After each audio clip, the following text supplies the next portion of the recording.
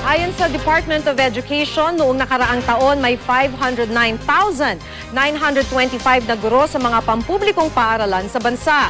Kulang na kulang daw ito dahil sa dami ng mga estudyante. Sa Davao City, 100 bagong guro ang magsisimulang magturo ngayong pasukan, pero hindi pa rin daw ito sapat.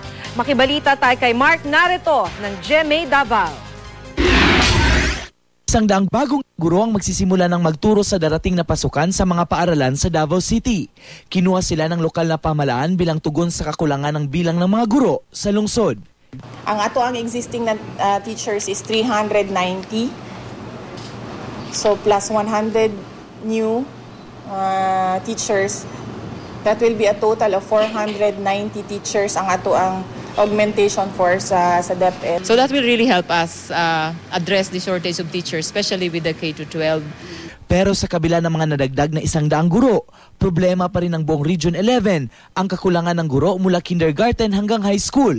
Sa tala ng DepEd Region 11, noong July 31, 2011, 107 lang ang mga guro sa kindergarten pero 1,278 ang kailangan.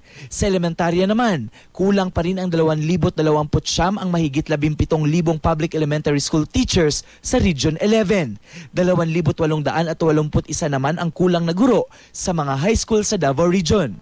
Kulang man sa guro, naniniwala ang DepEd na sapat na ang iba pang pangangailangan ng mga pampublikong paaralan sa Region 11 at sa buong bansa.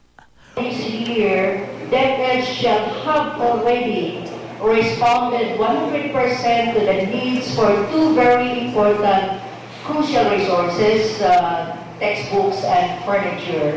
And it will also be fast-tracking the implementation of the school building program. Mark Narito, Nagbabalita, Pilipinas.